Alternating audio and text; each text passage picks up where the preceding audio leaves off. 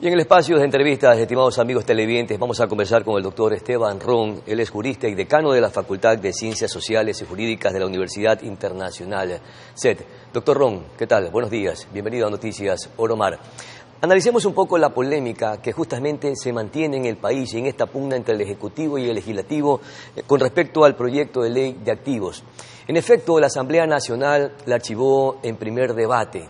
Le preguntamos entonces allí qué conculca o qué violenta si precisamente la parte jurídica constitucional, y también sobre la posición y la postura del Ejecutivo, porque el archivo de la ley ya fue publicado en el registro oficial. Entonces también preguntamos en qué incurre el Ejecutivo al querer enviar o aprobar esta ley a través del Ministerio de Ley. Bienvenido, doctor Ron. Buenos días, muchísimas gracias por la invitación, honrado con la misma. Yo creo que en este caso, y para tratar de dilucidar el tema que estamos tratando el día de hoy, debemos hacer una formulación de dos teorías, ¿sí? Una teoría por parte del Ejecutivo, del presidente Noboa, ¿sí?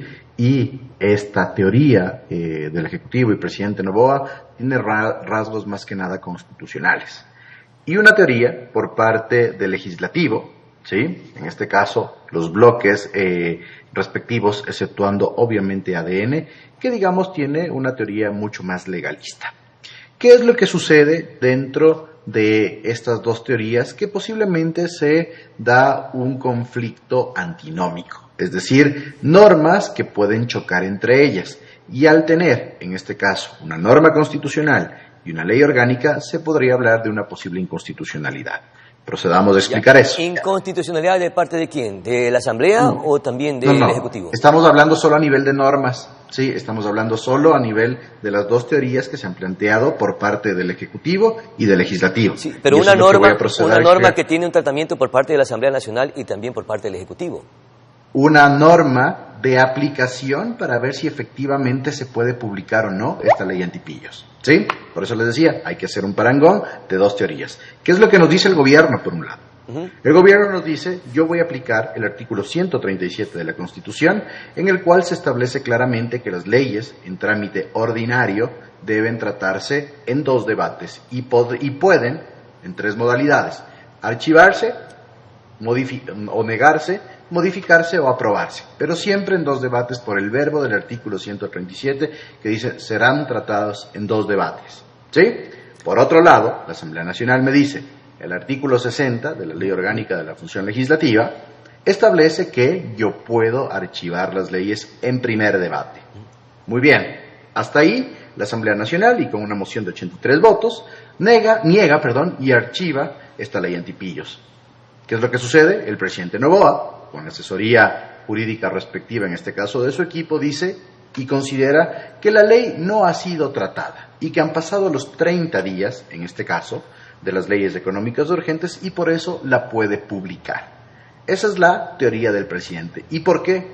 Porque tiene un respaldo de tres artículos constitucionales, 424, 25 y 26 respectivamente. ¿Qué dicen? Número uno, supremacía constitucional. El 424, el 425, el orden de aplicación de las normas en el Ecuador, es decir, Constitución, tratados internacionales, leyes orgánicas, leyes ordinarias, ¿sí? Y finalmente el de aplicación directa constitucional. Entonces, doctor, se dilucida. Legal y constitucionalmente ambos tienen razón. No, vamos a seguir explicando. No tenemos que todavía entrar en esa discusión, ¿sí? ¿Qué es lo que dilucida o lo que se dilucida en ese sentido? Que el presidente aplica una teoría de supremacía constitucional y la Asamblea nos habla, en este caso, de la aplicación directa de una ley.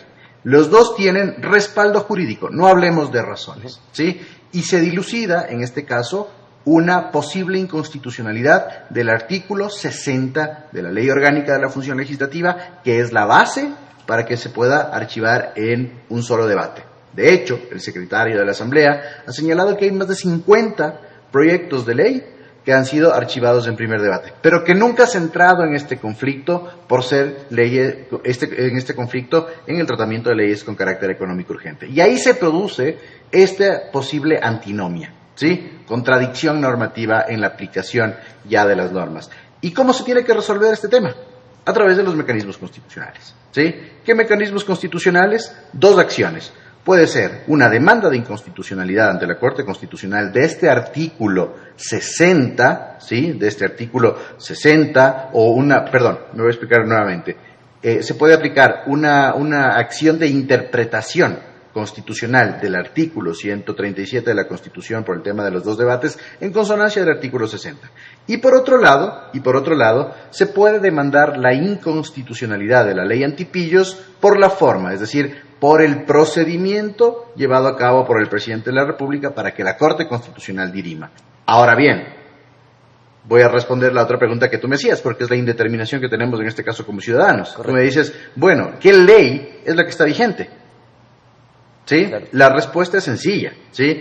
Está vigente la ley, en este caso, que fue promulgada por el presidente Daniel Noboa. La resolución, en este caso que fue publicada por parte de la Asamblea Nacional, no tiene o no es un acto normativo con efectos generales, ¿sí? Entonces, la ley antipillos en este momento está vigente mientras, a través de una demanda de inconstitucionalidad, o mientras, a través de una acción de interpretación, se diga algo respecto de esta situación que tenemos en este momento como una problemática nacional. ¿Y qué tiene que hacer la Corte Constitucional para tomar una resolución?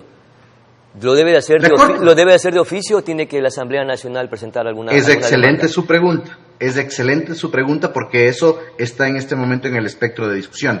La Corte Constitucional tiene maniobras de oficio, ¿sí? Cuando hace, por ejemplo, seguimiento de sentencias o selección de causas. Aquí no hay actuación de oficio de la Corte Constitucional. Tiene que llegar a través de dos mecanismos, como les decía, la acción de interpretación o la demanda de inconstitucionalidad a la Corte Constitucional para que ésta se pueda pronunciar. Y después de esto, la Corte Constitucional tiene que hacer un proceso de selección y de priorización. Porque si la acción de interpretación y la demanda de inconstitucionalidad se encolan, en este caso, en todos los procesos constitucionales que tiene que ir resolviendo la Corte Constitucional, no tendremos un resultado inmediato. Ahora bien, acción de interpretación, ¿qué es? La acción de interpretación es un mecanismo que pueden realizar las altas autoridades del Estado y preguntarle a la Corte Constitucional cómo se interpreta determinado artículo. Digamos que en este caso es inclusive sencillo realizar esto. ¿Cómo se interpreta el artículo 137 en el tratamiento de las leyes con carácter económico urgente o en tratamiento ordinario? Claro, frente al peso que le da el artículo también 60. Y es lo que claro, en el tema de los dos debates frente al peso del artículo 60, claro. Acertada. Ahí nosotros digamos que ya hemos formulado en este caso cómo vendría a ser la acción de interpretación, ¿sí? Pero, y aquí es muy importante señalar algo, las acciones de interpretación están siendo evacuadas por parte de la Corte Constitucional rápidamente, ¿sí? ¿Por qué? Recordemos que la propia Asamblea Nacional presentó una acción de interpretación constitucional respecto a la situación de Verónica Abad. Las demandas de inconstitucionalidad, por otro lado, son mucho más lentas. ¿Sí? Las demandas de inconstitucionalidad en materia tributaria son más lentas aún, ¿sí? Hace meses, tuvimos el tema de inconstitucionalidad del impuesto verde 10 años después. Recordemos también que se aprobaron en el gobierno del presidente Noboa, igual con una ley con carácter económico urgente, la subida del IVA. Y esa subida del IVA que además tuvo consonancia con otros impuestos como el de salida de divisas, cuando la Constitución nos dice que procedimentalmente se puede tratar un solo tributo o un solo impuesto. Se presentaron las demandas de inconstitucionalidad, pero hasta ahora la Corte Constitucional no se ha pronunciado respecto de eso. Por eso creo que la mejor opción es la acción de interpretación. Bueno, entonces, volviendo al tema de esta polémica, o no sé si existe algún vacío legal y constitucional, o más bien es una polémica netamente política, por estas pugnas entre el Legislativo y el Ejecutivo. El Ejecutivo o el presidente ya envió a través del Ministerio de la Ley para que se apruebe la ley antipillos. Sin embargo, todavía existe el procedimiento para enviar esa consulta a la Corte Constitucional. Entonces aquí vengo y le pregunto, ¿es ley ya o hay que esperar que se realice ese procedimiento para elevar esa consulta a la Corte Constitucional? Formalmente es ley ya.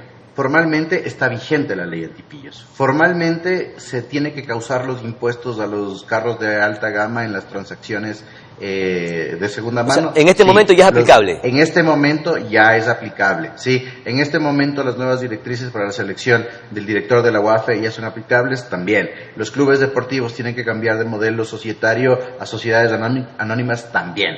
Todo eso está vigente en este momento y los efectos de la demanda de inconstitucionalidad o de la acción de interpretación, ¿sí? que traigan después del pronunciamiento de la Corte Constitucional serán igual hacia futuro, ¿sí? Salvo que en la demanda de inconstitucionalidad la Corte diga posiblemente hay un efecto retroactivo, pero la ley está vigente en este punto y en este caso esperemos que por beneficio generalizado del país sobre criterios de certeza y seguridad jurídica, la propia Asamblea Nacional presente rápidamente la demanda de inconstitucionalidad que ya la ha anunciado, ¿sí? O en su defecto, en un paralelismo, hagan la acción de interpretación constitucional de este artículo 137 y la Corte se asesuda y se pronuncie y haga un análisis de fondo, porque la Corte también nos va debiendo algunos pronunciamientos desde hace mucho tiempo, porque está en este proceso de renovación, lamentablemente ha coincidido, y la Corte Constitucional, digamos que está en cierta inestabilidad interna hasta que se da el proceso de renovación.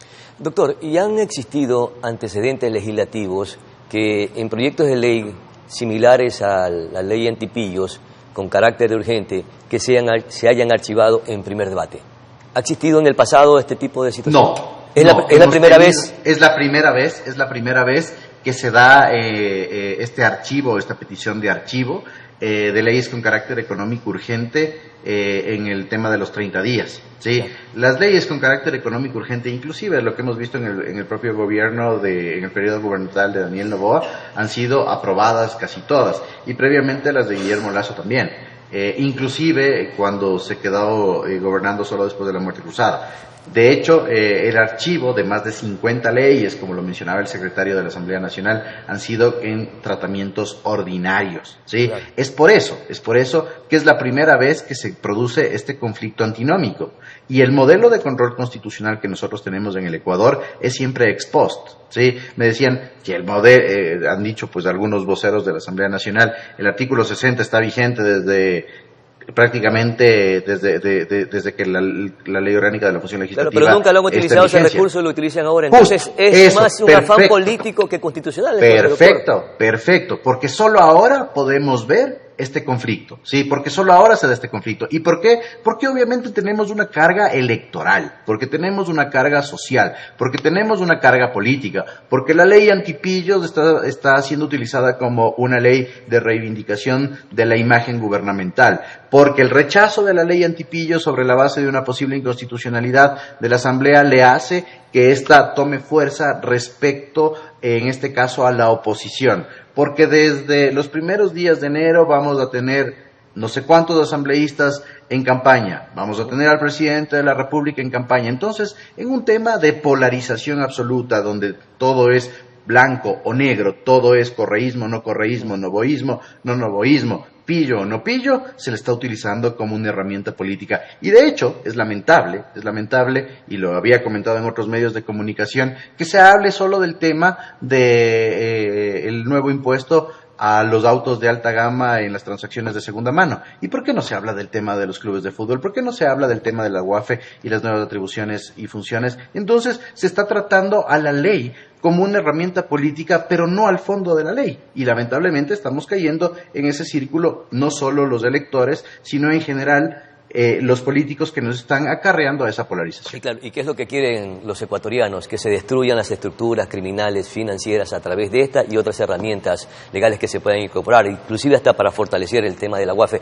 El tema también, mi querido doctor, del cambio, la transición de estatus de los clubes deportivos, también debería ser una especie de procedimiento para que se realicen estos cambios. En todo caso, algo breve, porque creería que este sería un tema que también hay que tratarlo con un poco más de tiempo para un poco entender cuál sería la dinámica de transformación de un estatus a otro de los clubes deportivos. Sí, con más tiempo y con expertos en derecho deportivo, porque siempre yo parto del zapatero de tus zapatos, ¿no? El tema del cambio del estatus societario de los clubes deportivos obliga a que estos sean ahora sociedades anónimas, ¿sí? Yo no sé cuántos clubes de fútbol existan en el Ecuador legalmente constituidos a través de modelos societarios como compañías limitadas, sociedades anónimas, otro tipo de modelos societarios e inclusive fundaciones, ¿sí? ¿Qué es lo que se busca a través del tema de los clubes de fútbol? Que con esta migración al modelo societario de sociedades anónimas tenga un doble control. Un control por parte de la Superintendencia de Compañías, ¿sí? Porque obviamente estamos hablando de sociedades anónimas, tenga un control de la Superintendencia de Bancos por la transaccionabilidad comercial que tienen, en este caso, el día a día de los clubes, sociedades anónimas hacia bancos, y un segundo control de la Superintendencia de Bancos, pero también que entre la UAFE. Porque la UAFE, si bien puede hacer, en este caso, digamos que investigación o tener información de personas naturales, lo hace estrictamente y con más fuerza, en este caso, de personas jurídicas, justamente con el modelo de sociedades anónimas. Es por eso que se busca. Muchísimas gracias por sus valiosos aportes. Vamos a una brevísima pausa publicitaria y regresamos.